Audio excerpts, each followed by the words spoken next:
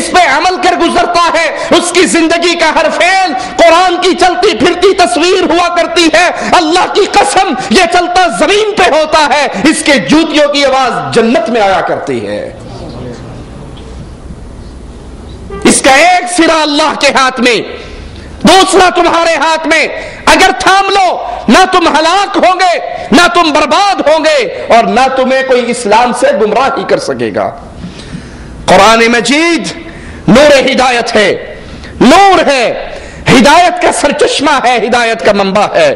رسول اللہ صلی اللہ علیہ وسلم نے فرمایا یا ایھا الناس فانما انا بشر، اے لوگو میں ایک بشر ہوں، قریب ہے میرے پاس اللہ کا پیغام لانے والا لے آئے اور میں اس پیغام پر لبیک کہوں، یعنی مجھے موت آ جائے، میں تم میں دو چیزیں چھوڑ کر جا رہا ہوں، اور ان دو چیزوں میں سب سے پہلی چیز اللہ کی کتاب ہے، جس میں ہدایت ہے، جس میں نور ہے، جس نے اس کو مضبوطی سے تھام لیا، جس نے اس کو پکڑ لیا، جو اس پہ قابو رہا، اس پر عمل کیا، وہ ہدایت پر رہے گا، اور جس نے غلطی کی وہ گمراہ ہو جائے گا۔ بس تم اللہ کی کتاب کو پکڑ لو۔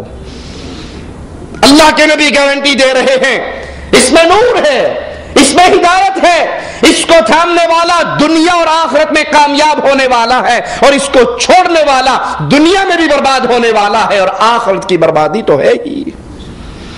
قرآن مجید کی تلاوت، اس کتاب کو پڑھنا، یہ اللہ اور اس کے رسول کی محبت کی نشانی ہے۔ ارے کسی کو پیار کرنے والے کا خط مل جائے، کسی کو اس کی بیوی کا خط ملے، اس کے محبوب کا خط ملے، ماں کے پاس اپنے بیٹے کا خط آ جائے، بار بار پڑھتی ہے، سینے سے لگاتی ہے، اس کے دل میں ٹھنڈی نہیں پڑتی، پڑھ کے دل نہیں بھرتا، پھر اس کو پڑھتی ہے۔ یہ محبت کی نشانی ہے، اور جو اللہ کی کتاب کو پڑھتا ہے، اللہ کے کلام کو پڑھتا ہے، تو اسے مبارک ہو۔ یہ نشانی ہے اللہ اور اس کے رسول کی محبت کی۔ اللہ یہ محبت ہمارے دلوں میں پیدا فرما دے۔ امام الانبیاء فرماتے ہیں صلی اللہ علیہ وسلم، جو شخص یہ پسند کرتا ہے کہ اللہ اور اس کے رسول سے محبت کرے، وہ قرآن مجید کی تلاوت کیا کرے، قرآن پڑھو، قرآن پڑھاؤ، اپنے بچوں کو قرآن یاد کراؤ۔ یہ نشانی ہے، اگر کوئی چاہے اللہ اور اس کے رسول سے محبت کرنا تو یہ محبت کا طریقہ ہے۔ اور جو اللہ سے محبت کرتا ہے پھر رب اس کو عطا کیا کچھ کرتا ہے۔ امام الانبیاء علیہ الصلوۃ والسلام فرماتے ہیں من قرأ حرفا من کتاب اللہ، جو اللہ کی کتاب میں سے ایک حرف پڑھ لیتا ہے اس کے لیے نیکی ہے، اور اللہ ایک نیکی کے بدلے 10 عطا کرتا ہے۔ آقا فرماتے ہیں میں یہ نہیں کہتا الف لام میم حرف ہے، الف الگ حرف ہے، لام الگ حرف ہے، میم الگ حرف ہے، جو صرف اللہ کی کتاب میں سے الف لام میم کہتا ہے اللہ اس کو 10 نیکیاں عطا کر دیتا ہے۔ جو رب سے محبت کرتا ہے وہ رب کے در سے کبھی خالی واپس نہیں جایا کرتا۔ یہ اللہ کی وہ عظیم نعمت، یہ وہ پیارا کلام، یہ وہ پیاری کتاب ہے، اور دنیا کی یہ اکیلی وہ کتاب ہے، اگر کوئی اس کتاب کو پڑھ نہیں رہا صرف سن رہا ہے، عرش والا سننے والے کو بھی ثواب عطا فرماتا ہے۔ اس کتاب کو پڑھیے، ایک حرف ایک نیکی، ایک 10 کے برابر 10 نیکیے۔ آپ نہیں پڑھ رہے، سفر میں ہے، کام میں ہے، مشغول ہے، صرف قرآن کوئی آپ کے پاس پڑھتا ہے اور آپ توجہ سے اس قرآن کو سنتے رہتے ہو، عرش والا سننے پر بھی ثواب دیتا ہے۔ مسند احمد میں ہے، امام الانبیاء علیہ الصلوۃ والسلام نے فرمایا جو قرآن مجید کی ایک آیت سنتا ہے اللہ اس کے لیے اضافہ کی ہوئی نیکی لکھ دیتا ہے، اور جو اس کی تلاوت کرتا ہے تو یہ آیت قیامت کے دن اس کے لیے نور ہوگی، روشنی ہوگی۔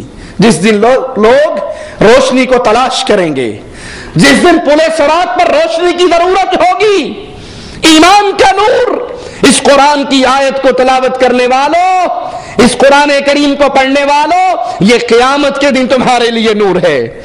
اور اس قرآن پر عمل دنیا اور آخرت میں بلندی کا ذریعہ ہے۔ اس قرآن سے منہ موڑنا، انحراف کرنا دنیا اور آخرت کی ذلت کی دلدلوں میں گرنے کا راستہ ہے۔ صحیح مسلم میں ہے، امام الانبیاء علیہ الصلوۃ والسلام نے فرمایا بے شک اللہ تعالی کتنی ہی قوموں کو اس قرآن کے ذریعے بلند کرتا ہے، اس قرآن کے ذریعے بلند کرتا ہے، کتنی ہی قوموں کو اور کتنوں کو پست کر دیتا ہے۔ جو قرآن کو مضبوطی سے تھام لیتے ہیں، اپنے عمل کرنے سے پہلے اس کتاب سے ہدایت لیتے ہیں، اس کو اپنے لیے رہنما بناتے ہیں، اس کو اپنے لیے منشور بناتے ہیں، اللہ ان کو عزت دیتا ہے۔ اور جو قرآن کو چھوڑ کر لوگوں کے بنائے ہوئے قانونوں کو نافذ کرتے ہیں، اللہ ان کو ذلیل کر دیتا ہے۔ وہ معزز سے زمانے میں مسلمان ہو کر، وہ معزز سے زمانے میں مسلمان ہو کر، ہم خار ہوئے تاریک قرآن ہو کر۔ عزت ملتی ہے تو قرآن کے ذریعے، ذلت ملتی ہے اسی قرآن کو چھوڑنے کے ذریعے۔ آج مسلمان ذلت کی دلدل کے اندر تیزی سے گر رہا ہے۔ اس گرنے کی وجہ کیا ہے؟ اس کے ہاتھ میں سبھی کچھ ہے، اگر نہیں ہے تو عرش والے کا قرآن نہیں ہے۔ اس کے ہاتھ میں ڈائجسٹ ہے، اس کے ہاتھ میں میگزین ہے، اس کے پاس ناول پڑھنے کا ٹائم ہے، ڈش اینٹینا کے ریموٹ ہے، اگر نہیں ہے عرش والے کا قرآن نہیں ہے، محمد کا فرمان نہیں ہے صلی اللہ علیہ وسلم۔ کون اس کو ذلت میں گرنے سے روک سکتا ہے؟ جو خود ذلت کو اپنے لیے خرید لیں، جو خود ذلت کے پیچھے دوڑ لگا دیں۔ عزت اس اللہ کی کتاب کے ساتھ جڑنے میں ہے، ذلت اس کتاب کو اپنی پشت کے پیچھے پھینک دینے میں ہے۔ قرآن کی تلاوت کرنے والوں، دنیا میں تمہارے لیے عزت ہے اور آخرت میں تمہارے لیے خوشگواری ہے۔